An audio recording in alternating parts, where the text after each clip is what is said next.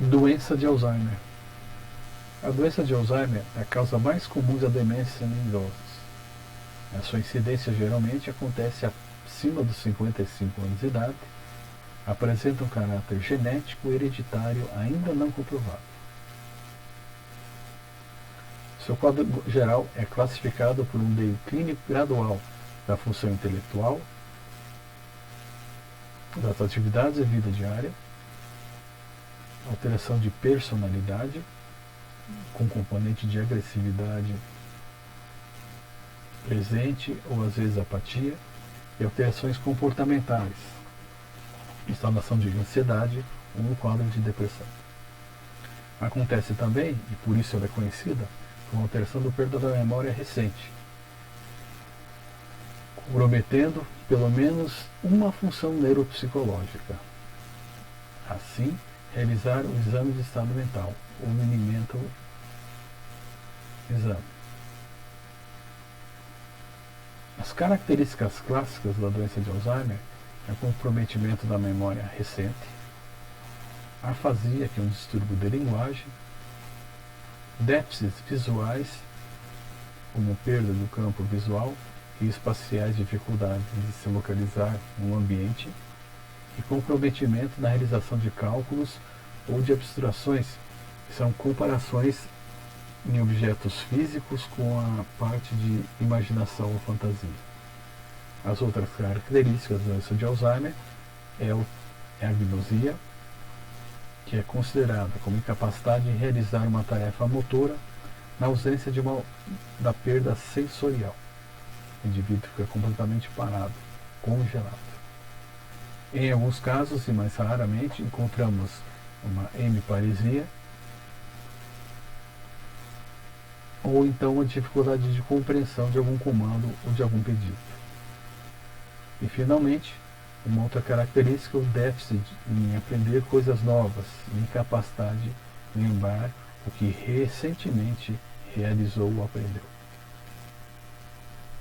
Ainda assim, encontramos algumas características como alteração e comprometimento na relação entre o indivíduo e o seu espaço que ele ocupa, incapacidade de abstrair e desenhar figuras e copiar objetos, alteração na personalidade, que é um achado precoce e frequente, e aí devemos observar se surtos de agressividade ou de depressão, ou então surtos de hipersexualidade, podem estar relacionados à doença de Alzheimer. Em muitos casos, e na maioria deles, os indivíduos tornam-se passivos e, em alguns casos, agressivos, porém, não demonstram emoção e são menos espontâneos. Esses surtos, tanto de agressividade ou de passividade, eles não têm uma duração definida em tempo. Porém, eles vão se tornando cada vez mais constantes.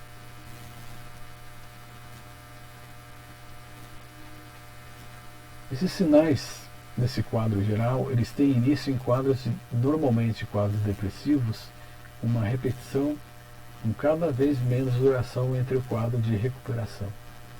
Metade dos pacientes com doença de Alzheimer tem uma psicose onde imaginam delírios que envolvem questões de infidelidade, roubo, injúria ou abandono. Portanto, se o nosso paciente tem Alzheimer ou se tem um quadro demencial e apresenta essas alterações acima descritas, é importante relacionar quando acontece, o tempo que isso já vem acontecendo, e ver se o cuidador familiar já identificou algumas dessas situações. Os quadros alucinatórios são menos comuns, mais presentes, porém, na doença de Alzheimer grave, onde ele chega a imaginar estar em lugares, conversar com pessoas, realizar algumas situações do seu dia a dia. No quadro clínico, observamos alguns distúrbios neuropsicológicos e comportamentais. Porém, a função motora primária, somatosensorial e visual estão intactas durante todo o transcurso da doença. O que se observa uma característica importante Na doença de Alzheimer é uma ausência do tremor, principalmente em mãos, por se tratar de uma questão do tremor na disfunção extrapiramidal. Porém, na fase final aparece uma rigidez muscular, tremores musculares, incoordenação de movimento e incapacidade de fala.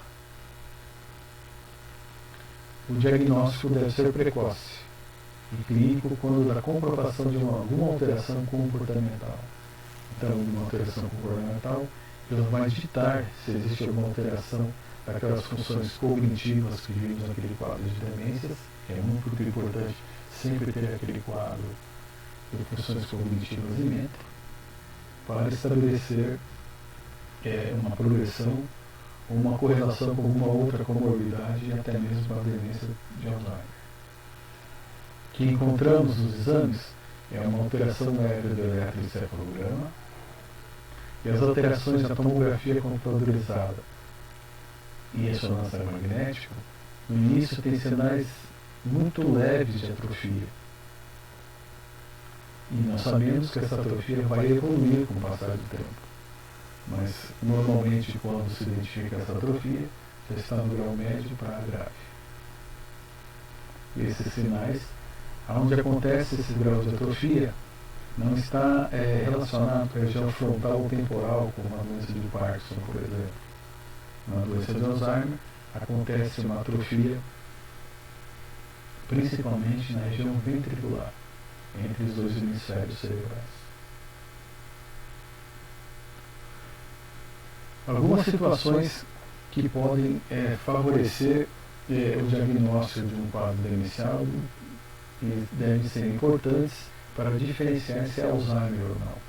Que é importante nós conhecermos algumas semelhanças e diferenças com propriamente a doença de Alzheimer.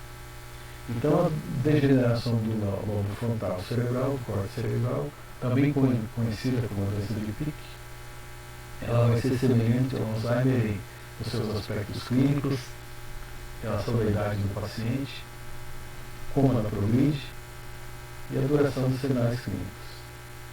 A diferença em relação ao Alzheimer é que a doença de Pick inicialmente apresenta anomia, ou seja, uma resposta termal mais estereotipada da doença de Alzheimer. Essas alterações que acontecem estão relacionadas a alterações de memória, alterações de cálculo, função visual, localização do indivíduo no espaço e no ambiente, sendo que no início na doença de Pick estão preservadas. Na doença de Alzheimer, elas estão presentes desde o início dessa situação. O aspecto mais marcante da doença de Pick é a mudança acentuada da personalidade, ou seja, desinibição, impulsividade, jocosidade, impropriedade e intrometimento. Indivíduos que possuem doença de Pick podem desenvolver uma síndrome chamada de Clever-Buck, que é caracterizada por hiperpolaridade, alteração na dieta alimentar, comportamentos exploratórios compulsivos, hipersexualidade, agnosia e serenidade. Diagnóstico da doença de Pick. Eletroencefalograma. Encontramos alterações nos lobos frontais e temporais. Na tomografia e ressonância, atrofia também nessas mesmas regiões. Na tomografia, por emissão de nível de fóton, ela é muito importante e é mais importante do diagnóstico para diferenciar a doença de Pick da doença de Alzheimer, pois mede na doença de Pick uma alteração no fluxo sanguíneo anterior cerebral e na doença de Alzheimer alteração na região posterior cerebral.